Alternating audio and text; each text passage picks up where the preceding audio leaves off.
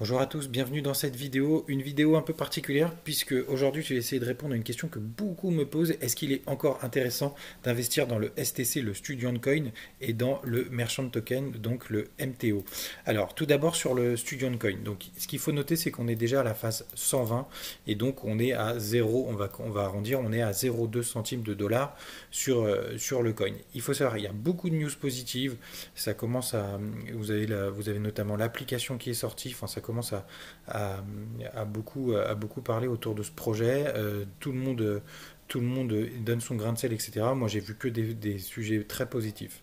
Après, concernant le prix du token, donc on est, donc, comme je vous l'ai dit, environ de 2 centimes. Ce qu'il faut savoir, donc, quand on est à la phase 120, on est à peu près ici dans l'évolution de la phase de développement du projet. Donc en fait, si vous êtes ici, le prix est encore intéressant. Moi, moi, je fais donc ce qu'on appelle du DCA, c'est-à-dire que je réinjecte un petit peu, quelques dizaines de dollars, un petit peu pour avoir un coût lissé sur toute la ICO. Et donc vous voyez, ça reste toujours intéressant puisque les prix sont bas et puisque le projet est toujours, enfin, me semble toujours solide. Concernant le Merchant Token, là c'est une toute autre histoire.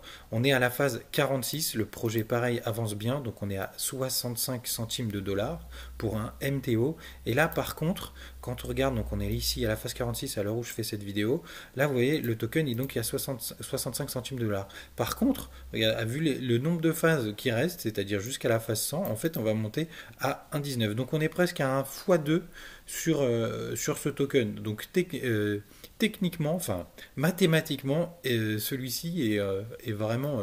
Ça reste toujours encore très intéressant de rentrer dans ce projet, bien sûr, si on y croit.